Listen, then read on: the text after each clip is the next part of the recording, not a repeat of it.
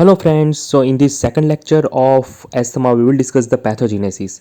So whenever there is an allergen exposure, it will be taken up by antigen presenting cell. The antigen presenting cell in the body are macrophage and dendritic cell. So allergen taken up by APC. That is the first step.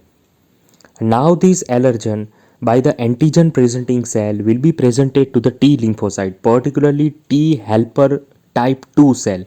So Th2 response will occur, and this particular type of T lymphocyte, T helper cell, will secrete three cytokine interleukin 4, 5 and 13.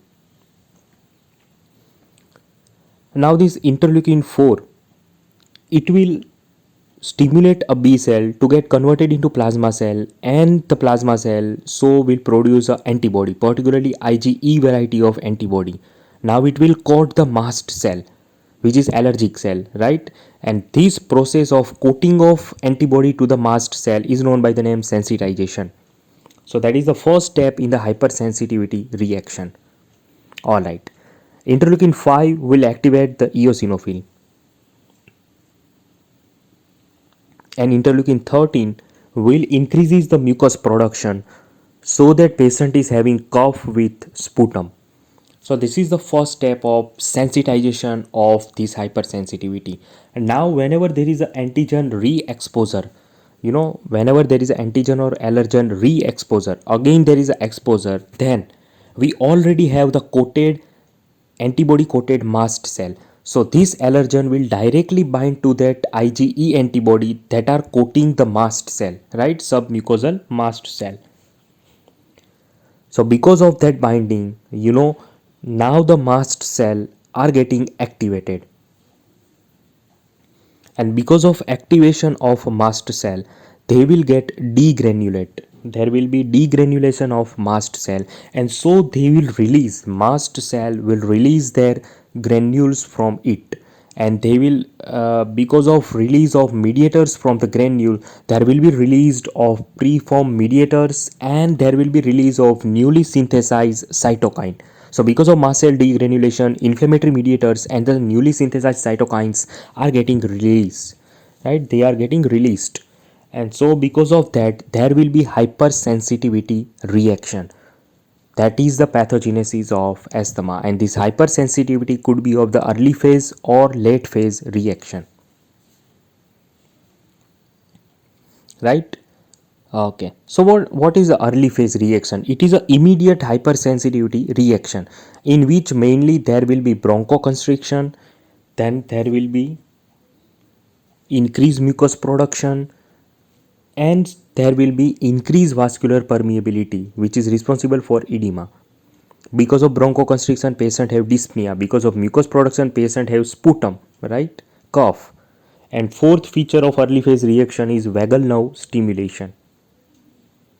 This all reaction is obviously mediated by release of mediators, right? Or newly synthesized cytokines. So mediators are responsible for these early phase reactions are leukotrienes, prostaglandins, then prostaglandin D2, particularly prostaglandin D2, then leukotriene C4, D4 and E4, and histamine. Alright. Now late phase reaction. So the late phase reaction is mainly not mediated by mediator, but it is mediated by leukocyte recruitment, particularly recruitment of eosinophil, then neutrophils, then basophils, then lymphocytes and monocyte. This all leukocyte recruitment can mediate late phase reaction. If you want to study it in detail, then see my video on type 1 hypersensitivity. The link is given in the description. Now eotaxin will recruit the eosinophil, and the chemokines will recruit the T helper lymphocyte. They are the stimulus for the recruitment of these leukocytes, eotaxin and chemokines. All right. Now clinical features of asthma. So in the asthma, patient is having chest tightness, patient is having cough with sputum, patient can have dyspnea, difficulty in breathing, patient can have wheezing sound during the respiration. It can be heard in the auscultation. then patient will have increased mucus production, so patient is having cough with expectoration. The interesting fact is that patient is asymptomatic between the asthma attack. In between the symptom, patient can be totally asymptomatic. So it can be reversible without treatment as well, right? But in the moderate to severe case, patient need a treatment. If the presentation is severe, if there is a severe clinical presentation, then if patient have severe chest tightness, severe dyspnea, severe cough, then it is known by the name status asthma. And in the status asthmatic patient, the symptoms will persist for the many days or many weeks, and they do not respond to conventional drug therapy, right?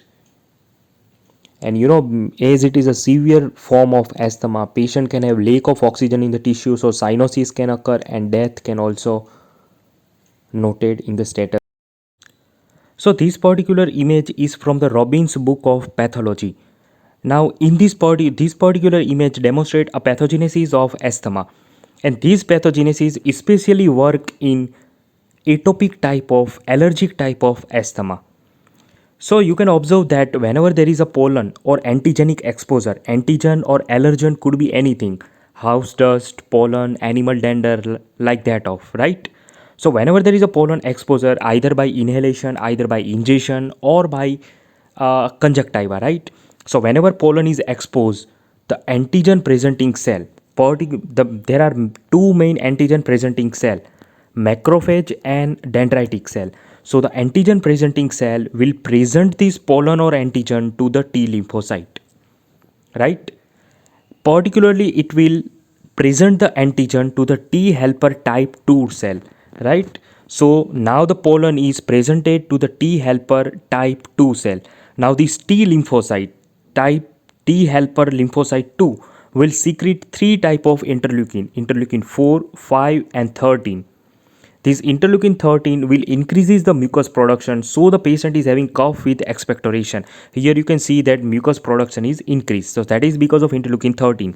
Now interleukin 5 will stimulate the eosinophil, right? It will activate the eosinophil, and interleukin 4 mainly will stimulate a B lymphocyte, right? In our immunology chapter we have discussed that T helper cell stimulate the B lymphocyte to do their function. So now because of interleukin 4 production, B lymphocyte is stimulated to get converted into plasma cell, and so they will secrete the antibody, particularly IgE type of antibody. In the type 1 hypersensitivity in the asthma, the main antibody production is of IgE variety. So now this IgE antibody will coat the mast cell with the Fc receptor. So this stage is known by the name sensitization. And now whenever there is a furthermore antigen exposure in the future, the mast cell will get degranulate, and they will releases the inflammatory mediator like that of prostaglandin, histamine, serotonin, leukotrienes, like that of, and all that mediators will lead to further clinical feature of asthma, right? They will lead to increased vascular permeability, so edema, right? Bronchoconstriction, so patient will have dyspnea. So all that is because of inflammatory mediators. So that is about the pathogenesis of asthma. This particular diagram is also from the Robbins book, and it's a very beautiful image. Here you can see that this is the normal airway, in which you can see below columnar epithelium. This is the goblet cell in the columnar epithelium, right? So below mucosa you have the submucosal glands. These are the glands, submucosal gland. Now whenever the patient is having asthma, whenever there is a type 1 hypersensitivity, there will be increased mucus production because of interleukin 13, right?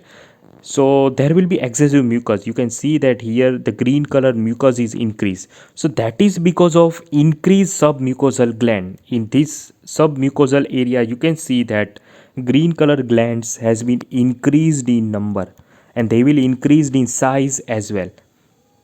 And the main characteristic feature of asthma is of that there is an infiltration of mast cell and eosinophil. So there are two main inflammatory cells observed in the asthma patient, that is mast cell and eosinophil. In this particular image you can see eosinophils. These all bilobed are eosinophils, right? So in the submucosa, eosinophils is increased. So there is a eosinophilic inflammation. All right. In this particular diagram, this is the diagram from the Hirschmohan pathology book, right? This is a very simple schematic diagram. You can see that there is an increased eosinophil in the asthma. Sometimes neutrophil mast cell also can be observed. And furthermore, you can see that here there is a presence of mucus plug in the spiral shape, right? Spiral shape mucus plug is seen. So that is known by the name Krushman spiral. And here you can observe a crystals. These are the eosinophilic crystal. Here the color is wrong. Usually it's a eosinophilic. So that is known by the name Charcot-Leyden crystal. So this Krushman spiral and Charcot-Leyden crystal can be observed in the sputum in case of an asthma.